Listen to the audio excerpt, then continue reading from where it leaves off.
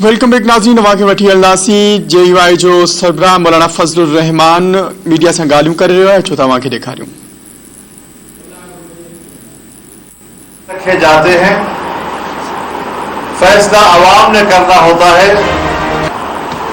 कि वो किस मंशूर पर एतमाद करते हैं। लेकिन गुज़श्ता 1-2 दहाइयों से पाकिस्तान में जो जंग हो रही है, नजरियाती जंग की बजाय एक तहजीबी जंग ने ले ली है। नौजवान नस्ल के अखलाक को जिस तरीके से खराब किया जा रहा है, मुआशरे में बेबाकी, बेहयाई और बद अखलाकी को जो फरोग दिया जा रहा है, मैं आपको एक बार फिर बताना चाहता हूं कि 2013 में एक वफ्द ने आकर मुझे खुद बताया था, जो उनकी वकालत कर रहा था, और मुझे कहा कि पश्तून बेल्ट में मजहब की जड़ें गहरी हैं और मजहब की इन गहरी जड़ों को उखाड़ने के लिए हमारे पास इमरान खान से ज्यादा मुनासिब और आदमी नहीं है। और हमने NGOs के जरिए से 15 साल पैसा खर्च किया है ताकि नौजवान नस्ल को हम अपने आबाओ अजदाद के अखलाक और तहजीब से दूर करें। हमारा आबाई जो तहजीबी सिलसिला है उसको खत्म कर दिया जाए, बुजुर्गों से नौजवानों का ताल्लुक काट दिया जाए, बुजुर्गों का एहतराम खत्म हो जाए, माँ बाप की इज्जत खत्म हो जाए और कहा जाए कि हम तो हमारी मर्जी।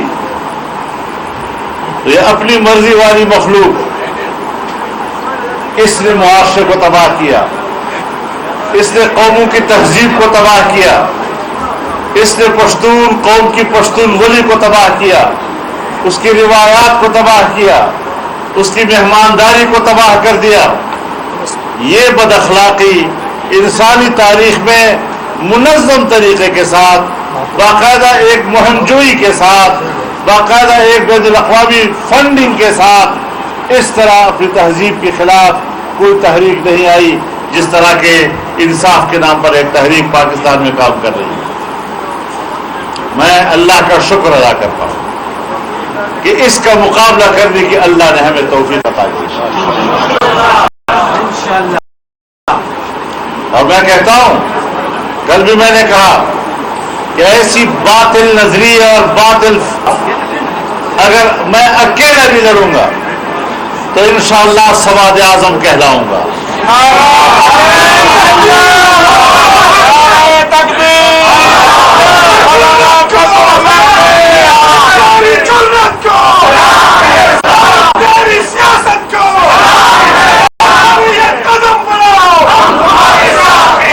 मेरे मोहतरम दोस्तों,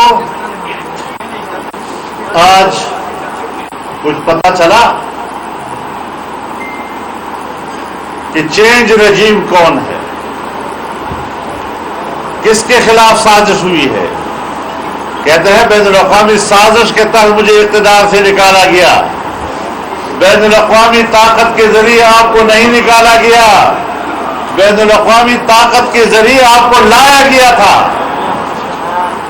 हम तुम्हारी असलियत को जानते हैं, तुम्हारे पीछे कौन सी कुव्वत कार फरमा है। और मुझे अफसोस इस बात पर है कि मेरे मुल्क के अशराफिया, एलीट क्लास, चाहे वो किसी इदारे से भी ताल्लुक रखता हो, उनके घरों के अंदर उनको सपोर्ट मिली है। वो बैनुल-अक़वामी नेटवर्क के साथ वाबस्ता रहे हैं। हमने कोई मामूली जंग नहीं लड़ी, लेकिन उनको इक़्तिदार से उतारना ये काफी नहीं है। अभी इसके नामो निशान को और इनके कदमों के निशान को भी मिटाना है। لہذا ہتھیار نہیں ڈالنے، انشاءاللہ میدان جنگ میں رہنا ہے، سیاسی جنگ لڑنی ہے، آئین کی جنگ لڑنی ہے، لیکن پبلک کو بتانا ہے۔ اور میں علماء کرام سے بھی عرض کرنا چاہتا ہوں کہ اگر کوئی طاقت ہمارے نوجوان کے اخلاق کو تباہ کرتا ہے، بڑے چھوٹے کا فرق ختم کرتا ہے، اپنے بزرگوں سے اس کی نسبت کو ختم کرتا ہے، تو سب سے پہلا فرض علماء کرام کا بنتا ہے کہ وہ گلی گلی کوچے کوچے مسجد مسجد مدرسہ مدرسہ جا کر قوم کو اسلام کی راہ بتائیں۔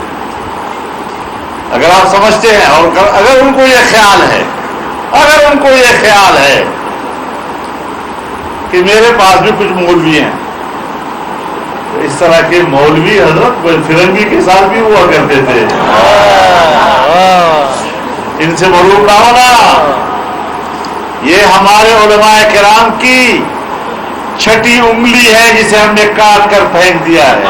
یہودیوں کے جو وکیل ہے ذلیل ہے، یہودیوں کے جو وکیل ہے، یہودیوں کے جو وکیل ہے۔ تو اس حوالے سے ہمیں سوچنا چاہیے۔ میں ایک بات عرض کر دینا چاہتا ہوں، عدلیہ ایک ادارہ ہے، اور عدلیہ کسی بھی ریاست کے لیے ایک ناگزیر ادارہ ہوا کرتا ہے، اور اس کا احترام ہم اپنا فرض سمجھتے ہیں، ان کی عزت و توقیر ہم اپنا فرض سمجھتے ہیں۔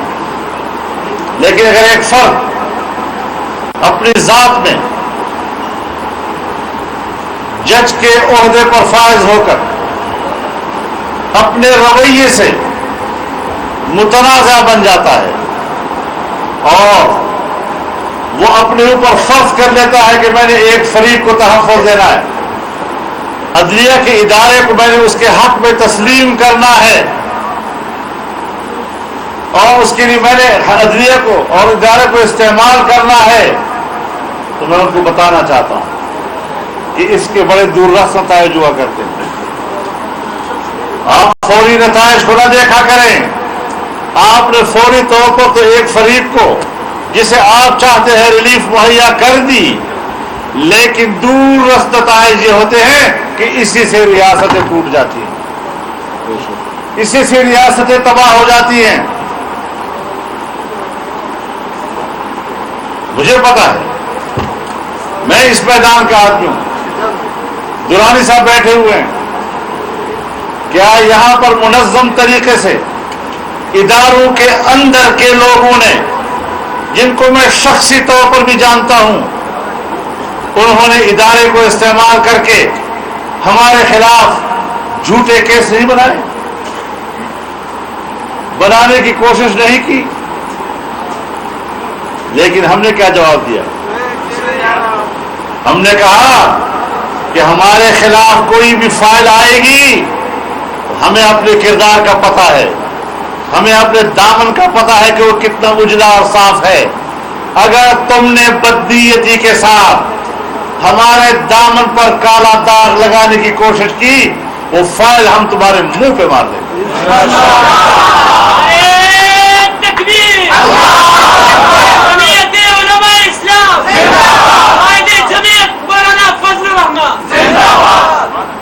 میرے محترم دوستو، آج یہ لوگ ہمیں آزادی کا درس دیتے ہیں، جن کے آباء و اجداد کی پوری تاریخ غلامی سے بھری ہوئی ہے، جنہیں غلامی کے علاوہ کچھ سیکھا نہیں، آج وہ نئی نسل کو آزادی کا درس دے رہے ہیں۔ اس کو پتا ہے آزادی کس چیز کو کہتے ہیں؟ آپ برطانیہ جائیں اور کنزرویٹو فرینڈز آف اسرائیل کے کینڈیڈیٹ کے لیے ووٹ مانگیں،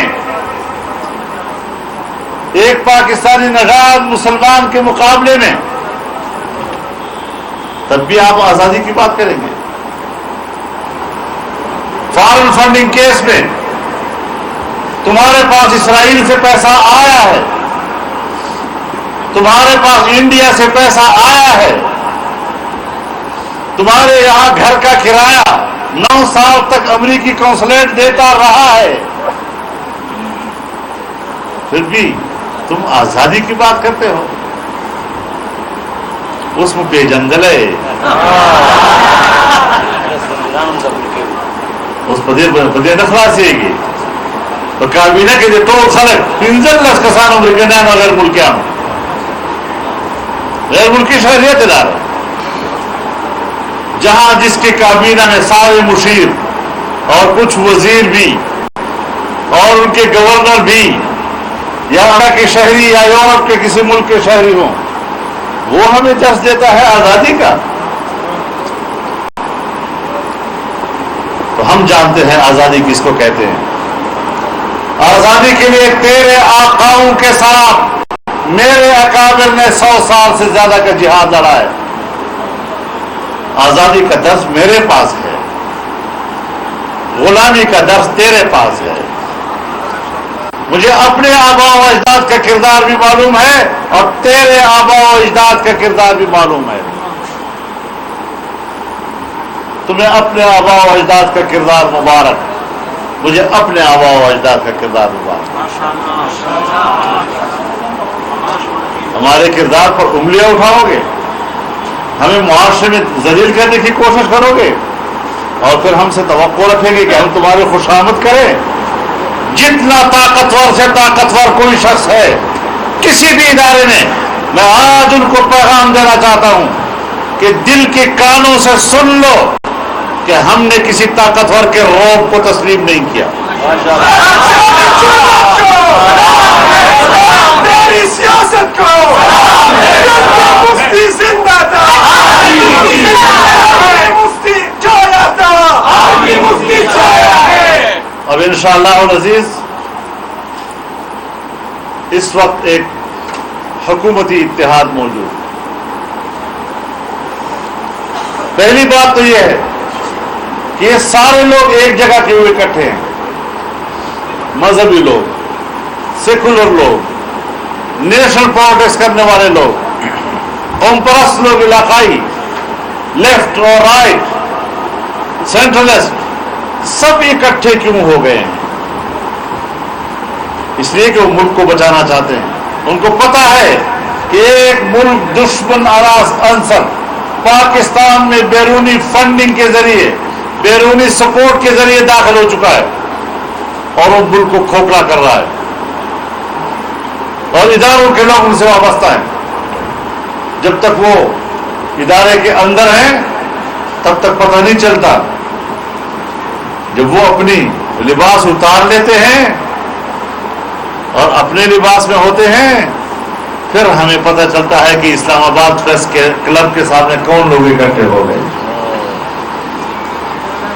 کن کے گھروں میں آنٹیاں رو رہی ہیں۔